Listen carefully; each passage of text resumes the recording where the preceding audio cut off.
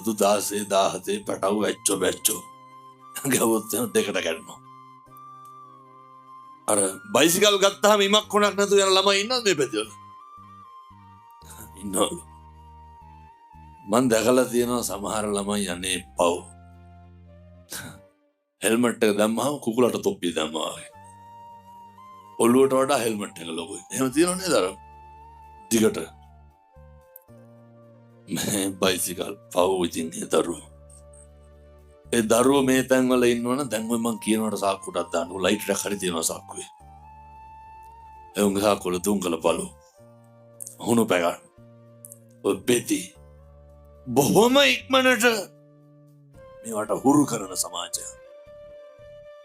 තාත්තා කෙනෙක් කියනවා කොල්ලට අවුරුදු 16 හාමුදුරුවනේ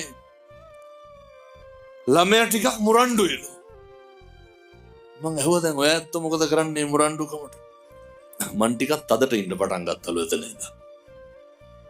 මේ ඇත්තත් එහෙම ළමයි දඟයි නම් අම්මලා තාත්තලා මොකද කරන්නේ? තදට ඉන්න. ඌවා දඩ ගොම් වැඩ වෙනසනේ. මෝඩකම් මොනවාද? ළමයිට තදට ඉන්න එක. දරුවන්ගේ පෞරුෂය රකින්න. ගෙවල් වලින් කරන මහ කැත වැඩක් තමයි වෙන්නතුනේ.